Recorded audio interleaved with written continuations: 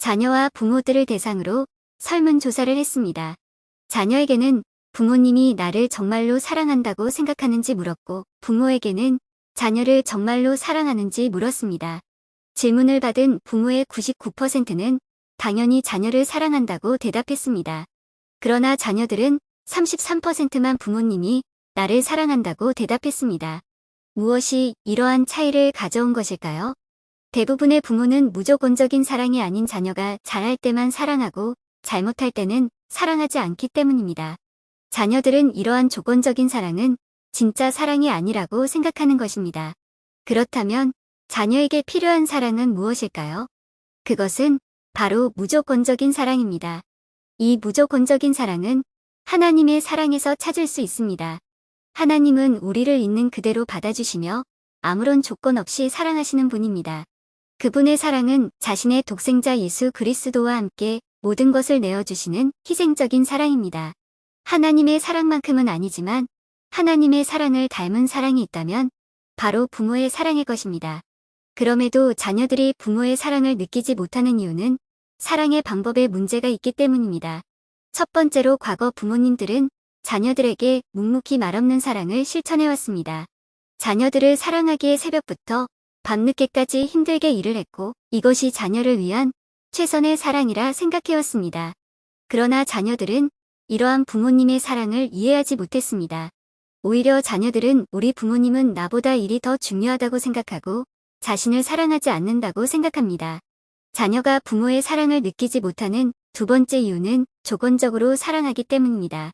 부모님의 마음에 맞는 행동을 할 때만 사랑을 표현하고 그렇지 못할 때는 미워하는 말과 표정을 보입니다.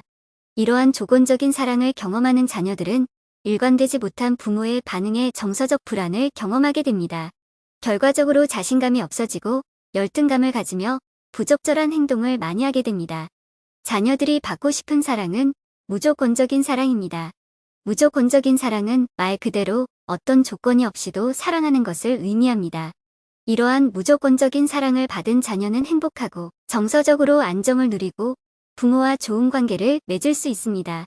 그런데 어떤 사람들은 자녀를 너무 무조건적으로 사랑하면 자녀가 버릇없는 아이가 되지 않을까 염려합니다. 하지만 무조건적인 사랑을 받은 자녀는 결코 잘못되는 법이 없습니다. 문제는 적절하지 못한 방법으로 사랑하거나 훈련을 제대로 시키지 않아서 생기는 것입니다. 하나님의 무조건적인 사랑을 받은 성도가 버릇없는 성도가 되지 않는 것과 같은 이치입니다. 그렇다면 무조건적인 사랑을 어떻게 할 수 있을까요? 첫 번째, 사랑한다고 말해주세요. 표현하지 않으면 상대의 마음을 알 수 없습니다. 이것은 부부 관계에서도 마찬가지입니다. 보통 말을 해야 하는가? 라고 생각합니다. 그러나 상대방은 표현하지 않는데 어떻게 아냐? 고 반문을 합니다. 마찬가지로 미성년자 자녀들은 더더욱 표현하지 않으면 부모의 사랑을 느끼지 못합니다. 따라서 유치원이나 학교에 가는 아이를 향해서 이렇게 말해보세요. 사랑해, 하나님이 오늘 너와 함께 하실 거야. 그리고 학교에서 돌아온 자녀에게 이렇게 말해보세요. 수고했다. 오늘은 어땠니? 온 가족이 헤어짐과 만남의 시간에 사랑을 주고 받아보세요. 두 번째, 훈계를 할 때도 사랑을 확인시켜주세요. 자녀의 잘못을 훈계할 때도 사랑을 확인시켜주는 것이 중요합니다. 아빠가 널 사랑하기 때문에 너의 행동을 고쳐주는 거야. 꾸중을 하고 벌을 준 이후에 자녀를 안아주면서 엄마가 널 사랑하는 것 알고 있지? 라고 말해주면 자녀는 자신이 잘할 때나 잘못할 때나 상관없이 부모가 무조건적으로 사랑하는 것을 알게 됩니다. 세 번째, 사랑의 언어로 표현하세요. 게리 체프먼 박사의 5가지 사랑의 언어에는 육체적인 접촉, 인정하는 말, 함께하는 시간, 선물, 봉사 5가지 사랑의 언어를 구분하고 있습니다. 이 책에 따르면 사람들은 자신만의 사랑의 언어를 가지고 있는데 상대가 가진 사랑의 언어로 사랑을 표현해야 상대방이 사랑을 느낀다는 것입니다. 예를 들어 선물이 사랑의 언어인 배우자에게 많은 집안일과 여러 봉사를 해주어도 배우자는 고마운 마음은 있지만 사랑을 느끼지는 못합니다. 그에게는 많은 봉사보다 선물을 해주는 것이 사랑의 표현이기 때문입니다. 자녀를 위한 사랑의 언어도 마찬가지입니다. 5세 미만의 자녀에게는 그들의 언어를 찾을 필요 없이 골고루 많이 가능한 자주 표현해주는 것이 좋습니다. 5세가 지나면 사랑의 언어가 조금씩 나타나게 됩니다. 자녀가 다른 사람들에게 사랑을 어떻게 표현하는지 살펴보고 또 자녀가 자주 요구하는 것이 무엇인지 귀를 기울여 보세요. 그리고 자녀가 자주 불평하는 것이 무엇인지 관찰해보면 알 수 있습니다. 1. 육체적인 접촉을 해주세요. 어린아이에게 사랑을 전하는 확실한 방법은 신체적인 접촉입니다. 많이 안아주어서 나빠지는 아이는 없습니다. 오히려 많이 안아주지 못해 잘못되는 아이들이 많습니다. 신체적인 접촉은 우리의 감각에 있어서 가장 중요하고 기초적입니다. 특별히 유아기 때의 정상적인 성장을 위해서는 부모와의 신체적인 접촉이 필수입니다. 그렇기 때문에 자녀를 자주 안아주세요. 손을 잡아주고 머리를 쓰다듬어주며 등을 두드려주세요. 만일 이러한 부모의 터치를 거부하는 자녀가 있다면 그것은 자녀가 깊은 상처를 받았기 때문이며 부모와의 관계가 좋지 않다는 증거입니다. 그럴 경우에는 먼저 전문가의 도움을 받아 관계를 개선할 필요가 있습니다. 이 인정하는 말을 해주세요. 사랑은 칭찬과 인정을 통해 전달되고 확인이 됩니다. 우리도 우리를 인정해주고 칭찬해주는 사람을 좋아하게 됩니다. 그리고 그 사람과 함께 있으면 기분이 좋아지고 자신감이 생깁니다. 이처럼 부모가 자녀를 칭찬하고 인정할 때 자녀에게 긍정적인 변화가 일어날 것입니다. 3. 함께하는 시간을 가지세요. 사랑하는 사람과는 오랫동안 함께하고 싶습니다. 자녀에게 부모는 사랑하는 애인보다 더 중요한 존재입니다. 그래서 늘 함께 있고 싶어 합니다. 자녀들은 부모와 함께 있을 때 두려움이 사라지고 안정감이 생깁니다. 자녀와 함께 책을 읽고 자녀의 말에 진지하게 들어줄 때 아이들은 그 속에서 부모의 사랑을 느낍니다.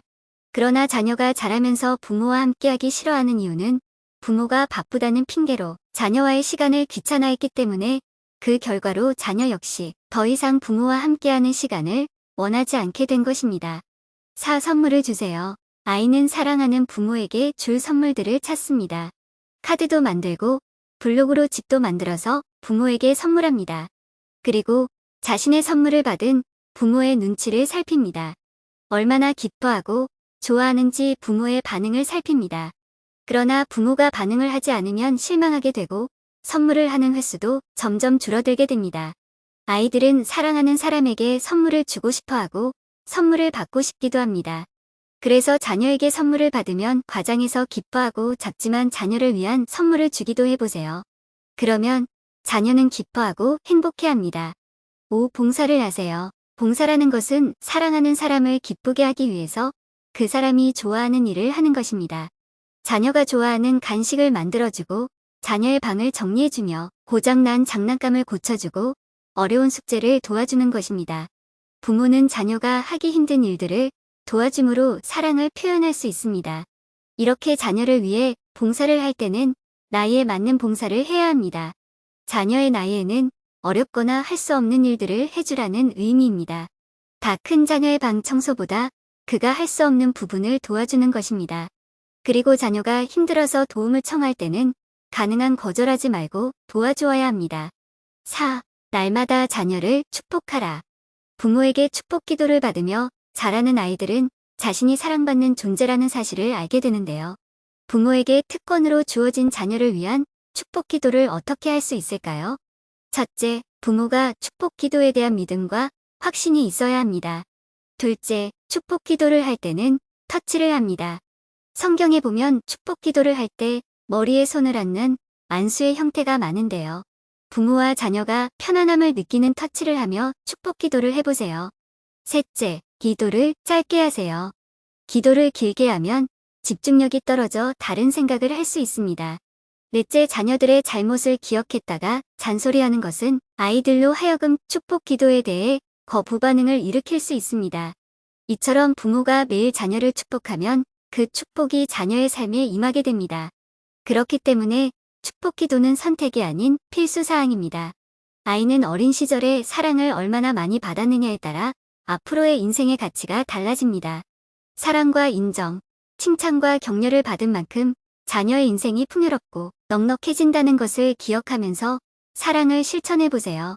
이번 주 실천 과제는 자녀를 위한 축복 기도 해보기입니다. 1. 축복 기도를 할 때는 자녀가 잘한 것들과 감사한 것들을 한 두 가지 생각하면서 그 일로 감사하는 기도로 시작합니다.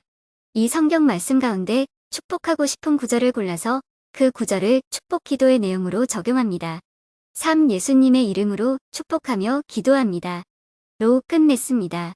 여기까지 제3원칙. 자녀에게 무조건적인 사랑을 확인시켜주라. 였습니다. 다음 시간에는 효과적인 훈련을 통해 자기 주도적인 아이로 키워라를 살펴보겠습니다.